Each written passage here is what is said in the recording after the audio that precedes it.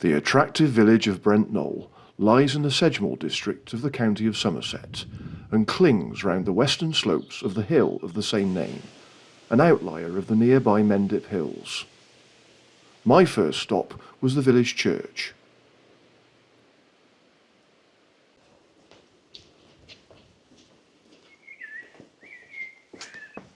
Good morning. It's Wednesday the 28th of May 2025 and this morning I've come to the village of Brent Knoll in Somerset. I'm just going to have a look around the church first.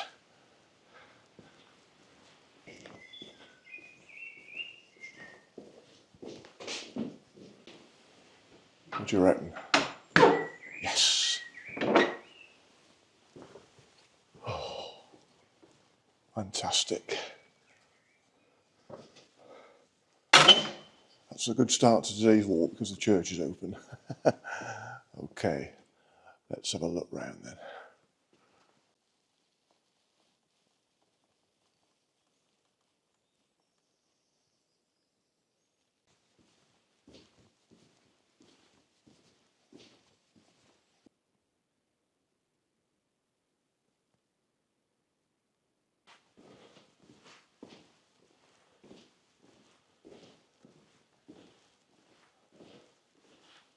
Beautiful, absolutely beautiful.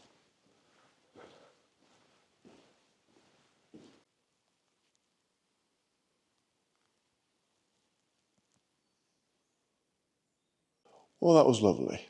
As I say, a great start to today's walk. Okay, I shall press on with the walk now then.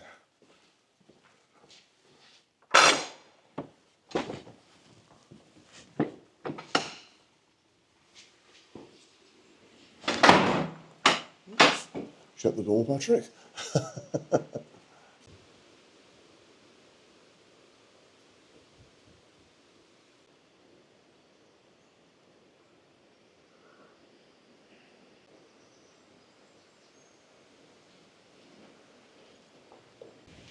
From the churchyard, I came to a public footpath sign, where I started to climb. So that was the village of Brent Knoll. I'm now climbing the slopes of the hill of the same name, Brent Knoll.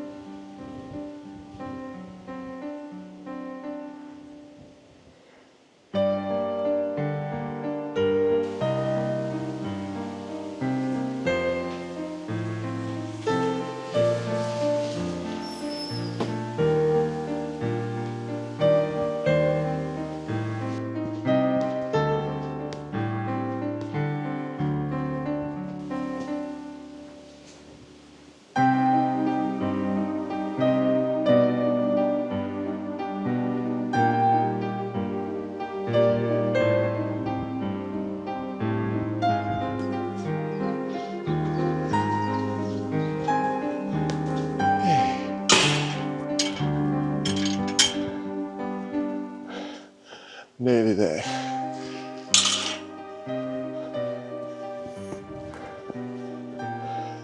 Nearly there, he says.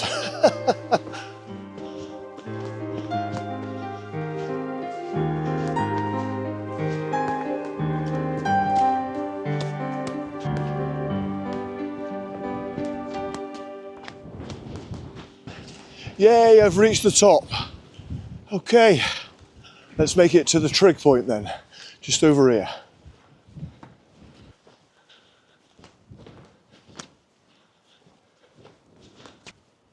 Oh, this is a marker stone, not a trig point. Ah, here we go.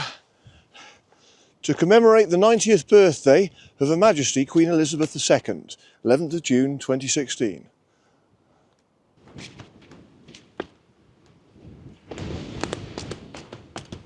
Well, it's a bit blowy up here, but what a view. Fantastic.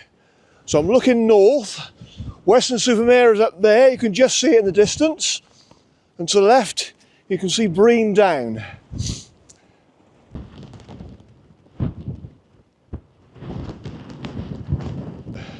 So if we look to the west, we're looking right over to the Bristol Channel. Just a little bit further round.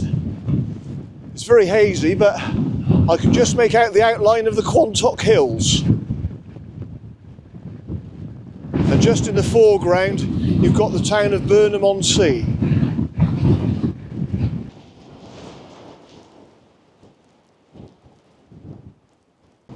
Well, I don't think I should be hanging around up here for too long because it is very windy. But I'll just walk over to the trig point and I'll walk around the hill fort because this is an old Iron Age hill fort.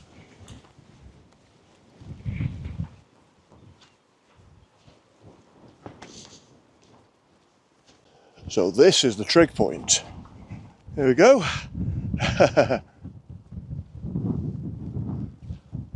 have now bagged another trig point.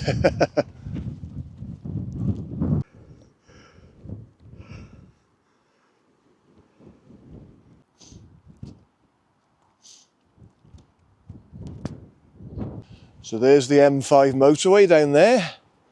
You can see the Mendip Hills over there. Again, it's a bit hazy, but you can make them out on the horizon. Another stunning area. And down there, if we look south again, further down where the M5 is going, right down in the distance somewhere, don't think you can see them from here, but down there are the Blackdown Hills.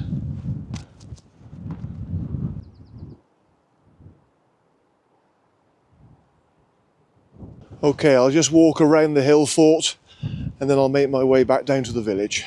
As I say, it's a bit windy up here, so I'm frightened that I'm going to be taken off like Mary Poppins anytime soon.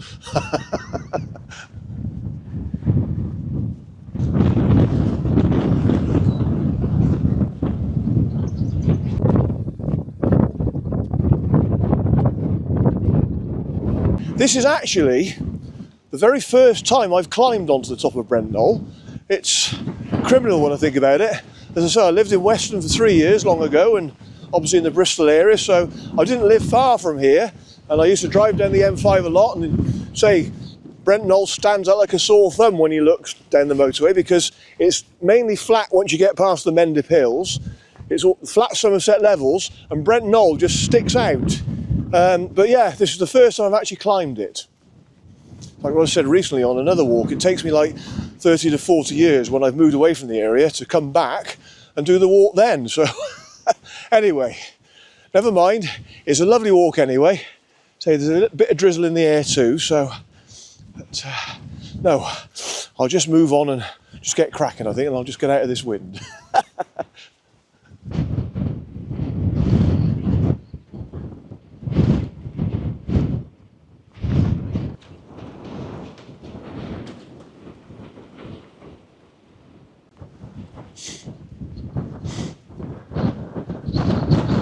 Okay, so that's Brent Knoll then. Fantastic. So I'm going to go back down into the village. The car's parked down by the community shop, and then I'm going to drive just up the road and I'm going to make my way to Brean Down.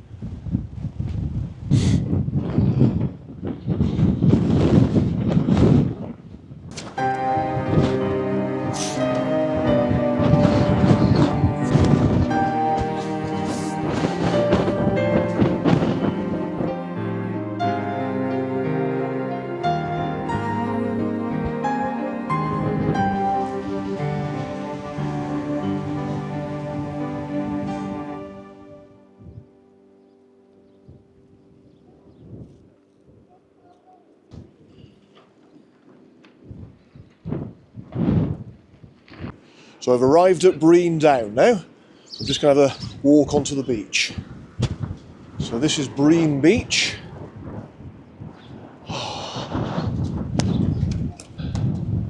Smell that sea air. Oh, lovely. So down there, you've got Brean itself, and Brean's got lots of caravan parks and holiday parks. There's entertainment there, so even though Weston is just over there, Weston-super-Mare, it's quite a long way to get round to it by car, because you can't just sort of go across from here. You've got to go quite a few miles around because of the River Axe. Okay, I shall continue with my walk then.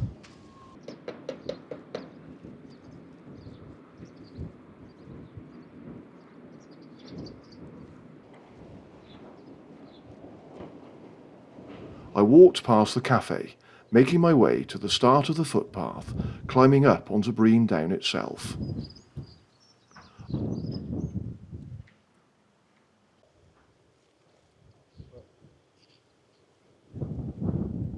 Wow, this sign's a bit tricky to read. Oh, yeah, I can't read much of that. I'll just read what it says about Brean Fort. I think I can just make that out. The fort was built in 1870 as part of a chain of forts across the Bristol Channel to protect against French invasion. It is now open for visitors for free with display panels throughout to explain much about its history and use. Oh, that's good then.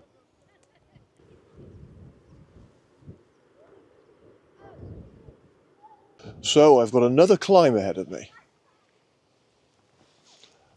Up there. Oh well, it's steep, but it's short. So let's get it over with. Here we go then.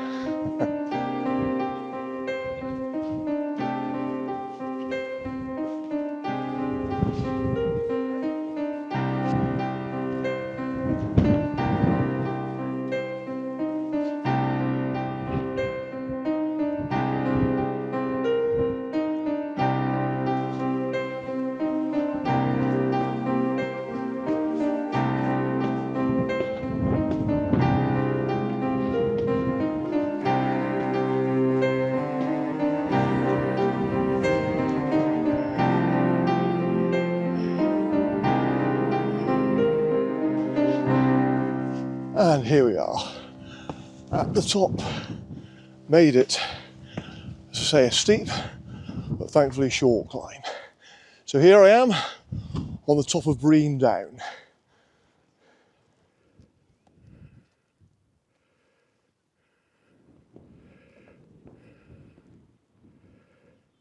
Right, so I'm going to walk right to the end of the headland, and then I'm just going to loop back and come back round again. So it shouldn't take very long walking along here, but it's a very nice walk.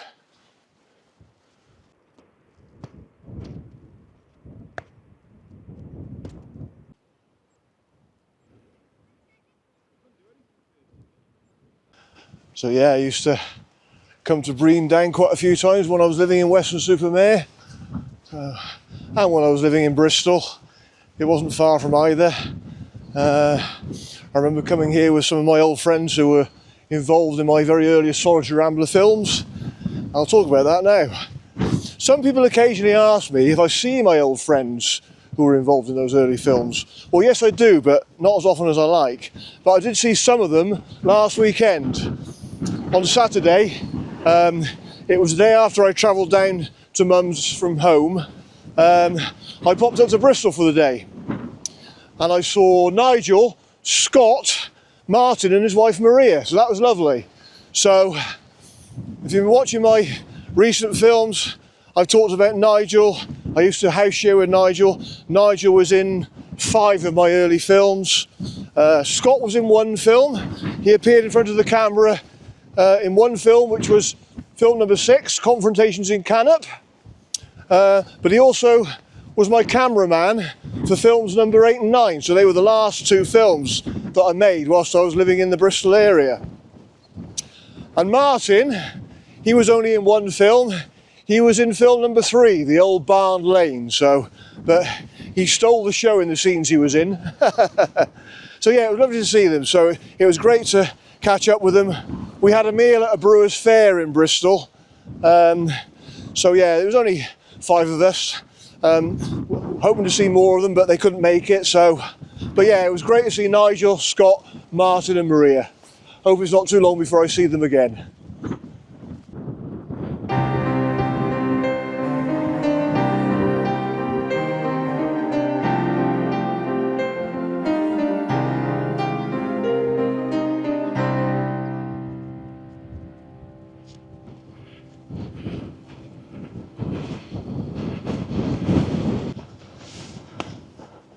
And here I am, bagging the trig point on Brean Down. Fantastic. Oh, well, it's windy up here too, but not quite as windy as it was on the top of Brent Knoll. I don't want to speak too soon though. Lovely.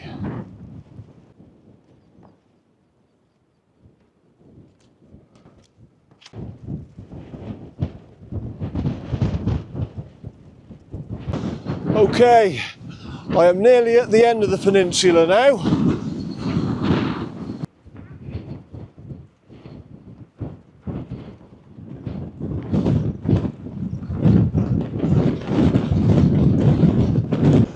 And at the end of the peninsula, there's the old fort. So let's walk down and have a look.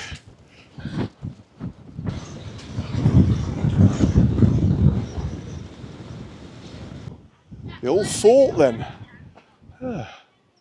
Okay.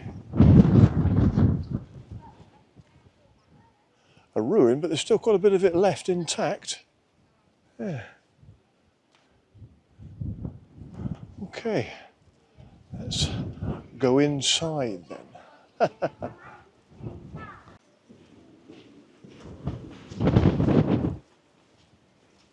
I am now plunging down into the dark depths.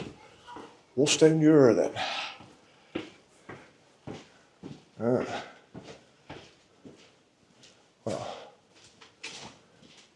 can't get anywhere, but oh no, these gates are locked, so I wonder what this was then. There's a notice board up there, I'm just going to have a look.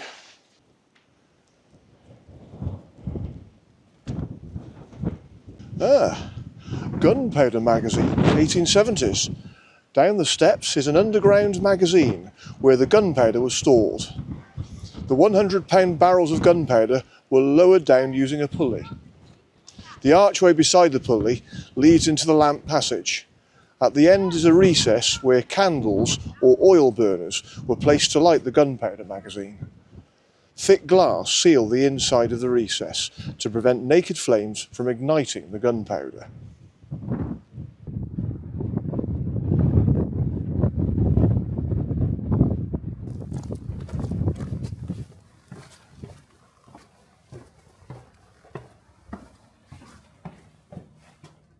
Not much to see there, but that's obviously another underground chamber because there's more steps going down inside this gate. Okay, I shall continue.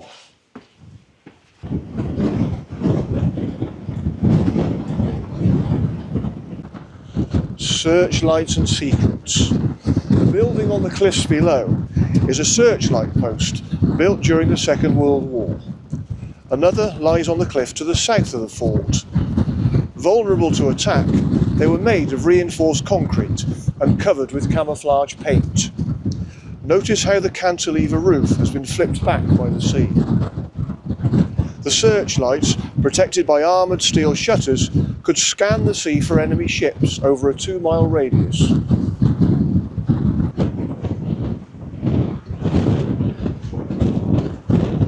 So I think this is as near to the searchlight post that I can safely get. Fantastic, but I'm right at the end of Brean Down now, right at the end of the peninsula. Fantastic. So, beyond the searchlight post, you can see Steepham Island there. And over to the right, in the Bristol Channel, you can see Flatholm Island. Whoa, it's very windy here, so I won't hang around. I'll start making my way back now. But wow, I'm really glad that I walked along to the end of Brean Down today.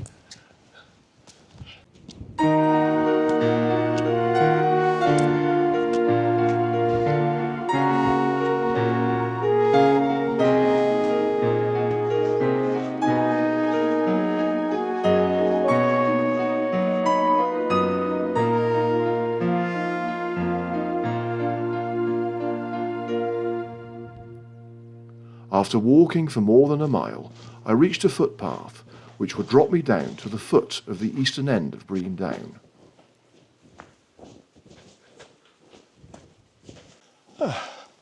Okay, right, that's it. I'm down. I am down from Brean Down. Let's just go and have a look over here a minute before I go back to the car park.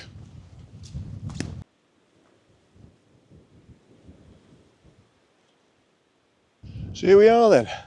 There's the River Axe just there. And then on the other side, we're looking across to Uphill. That was where I was on my last walk, of course. But of course, you can't cross here.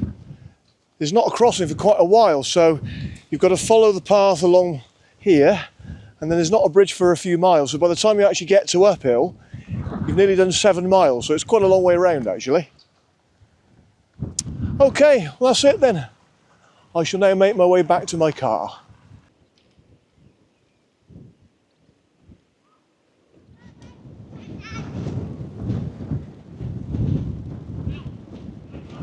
So that's my walk over. It was lovely. Yeah, it was nice to do Brent Knoll first and then drive up to here to Brean Down, because they're 2 very short walks.